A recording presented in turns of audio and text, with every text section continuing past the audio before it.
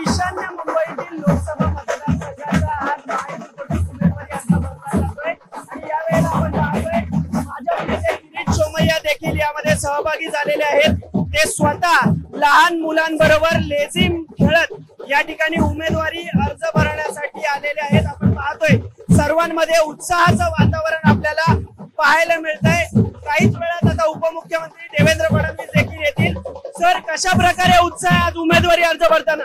400 पार, अब की बार तीसरी बार ईशान्य मुंबई में भाजपा का खासदार मोदी सरकार फिर एक बार और 400 पार। 10 वर्ष तुम्ही काम केलं नाही, त्यामुळे आता यंदा तुमचा पराभव होईल असं संजय पाटील म्हणतात।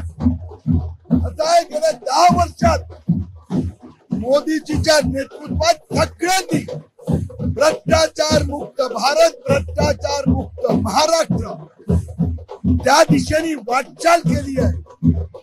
त्या दिशेने आज महाराष्ट्राची जनता पुन्हा एकदा मोदींच्या मागे उभी आहे।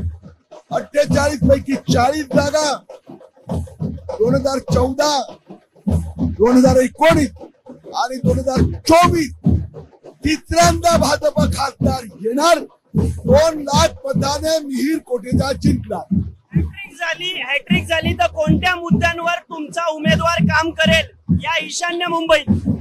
पहिली गोष्ट अशी आहे, लोकांनी उद्धव ठाकरेचं 3.5 वर्ष जे लूटमार माफिया राज पाहिलं आणि त्या माफिया राजचा तोबा म्हणून पुन्हा एकदा महाराष्ट्रात पण मोदी सरकार।